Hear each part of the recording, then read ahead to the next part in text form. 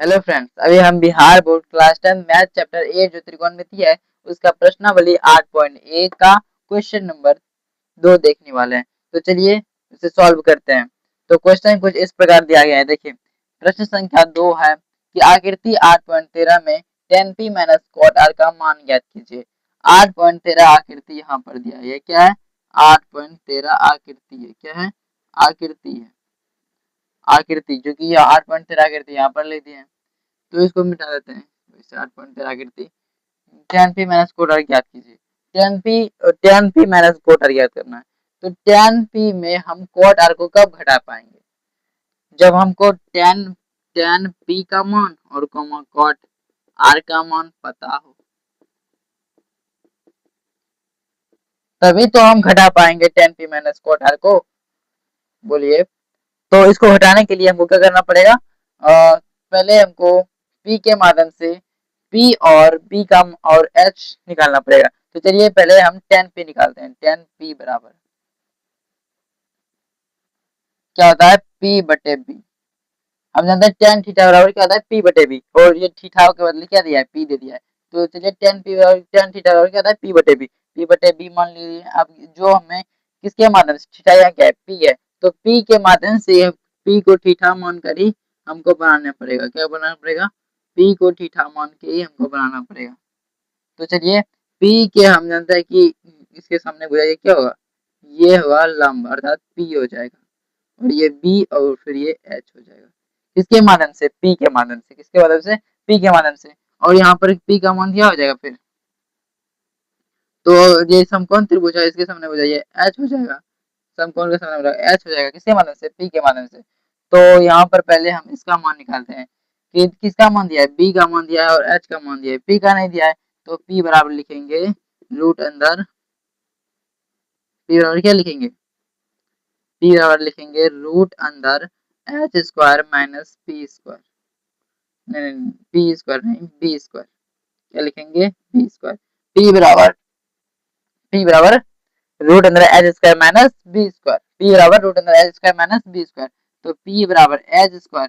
H का क्या है? एच का मान 13 है, तो 13 का स्क्वायर, 13 का स्क्वायर माइनस बी का मान कितना है? 12। तो 12 का स्क्वायर, ये बी है। क्या है? बी है। बी का मान 12 का स्क्वायर माइनस 12 का स्क्वायर करेंगे, कितना बचेगा? 13 का स्क्वायर 169 माइनस 12 का स्क्वायर 144, कितना बच जाएगा? 9 में 4 गया 5, 4 9 आता है तो 5, 6 में 4 गया 2, तो 25, 25 के बदले कितना आएगा? 5 आ जाएगा। कितना आएगा? 5। तो h यानी हमने p का मान कितना निकाला? 5 निकाला। किसके माध्यम से? इसी के माध्यम से। तो इसका मान कितना आ जाएगा? इसका मान 5 है। p बराबर 5। तो यहाँ पर लिखेंगे p का मान कितना है? p का मान निकाला 5। किसके माध्यम से? p के माध्यम से ना।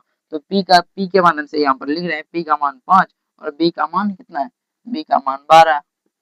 तो एक का आंसर हो गया। अब क्या लिखेंगे? कॉट आर ना, कॉट आर बराबर लिखेंगे कॉट थीटा बराबर क्या सूत्र होता है?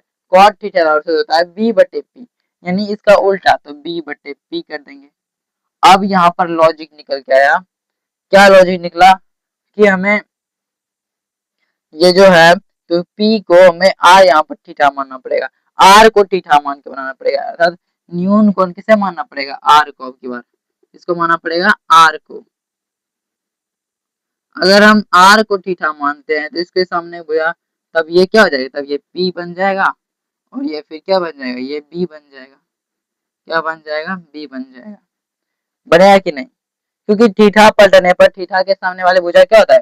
ये क्या होता है? थीटा के सामने वाले भुजा ही लंब अर्थात परपेंडिकुलर होता है, और उसके नीचे वाला भुजा बेस आधार होता है, और ये h का मान परमानेंटली होता है, मतलब h रहता ही है।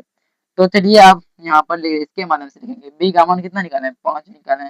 p का मान कितना है? 12 है। 5 बटे 12 इतना।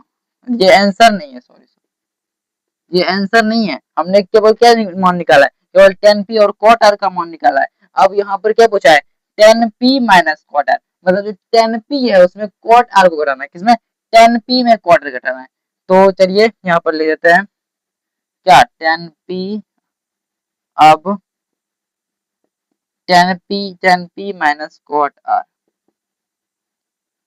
तो यहाँ पर tan p का मान है 5 बटे 12 माइनस कॉट आर का मान कितना है, कॉट आर का मान 5/12 है, 5/12। तो मतलब जब सेम में सेम घटाएंगे क्या बचेगा, 0 बचेगा, और यही हमारा क्या हो जाएगा, आंसर हो जाएगा। जब मान लीजिए 1 में a घटाएंगे तो 0 ये बचेगा, a में a घटाएंगे 0 बचेगा। तो उसी प्रकार 5/12 में 5/12 घटाएंगे यानी सेम में सेम घटेगा, 0 बचेगा। तो यही हमारा आंसर हो जाएगा